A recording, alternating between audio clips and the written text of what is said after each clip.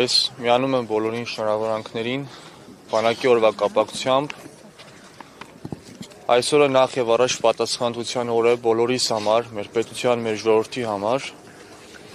Երբեք հաղթանակները, ինչպես նաեւ պարտությունները վերջնական չեն լինում, իրադրությունները փոփոխվելու հատկություն ունեն եւ մենք պարտավոր ենք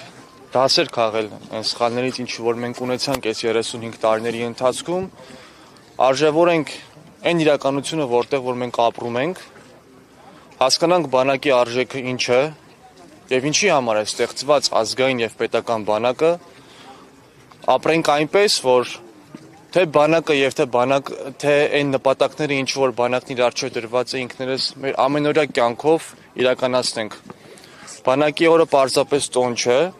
դա մեր ամենօրյա աշխատանքի արդյունքը պետք է լինի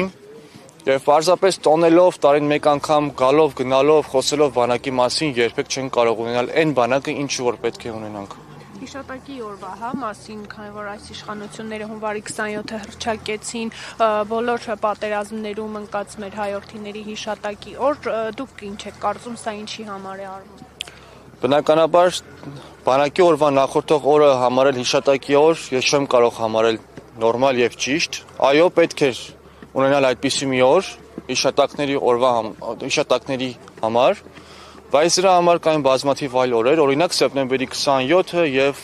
նմանատիպ շատ օրեր։ Սա միտումնավոր իրականացված ծրագիր է ստվեր նետելու, ստվերելու հենց հունվարի 28-ի արժեքը եւ օրվա նշանակությունը։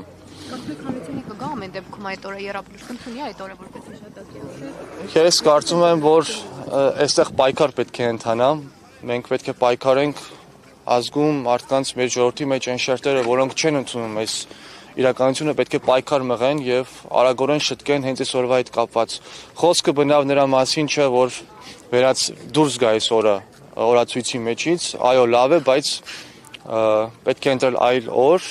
եւ այդպիսով հասարակությանը ուղղորդել հենց այդ օրը գալ եռաբլուր կամ ընդհանրապես հիշատակի օրը կազմակերպել այլ օրվա հետ կապված։ Շնորհակալություն։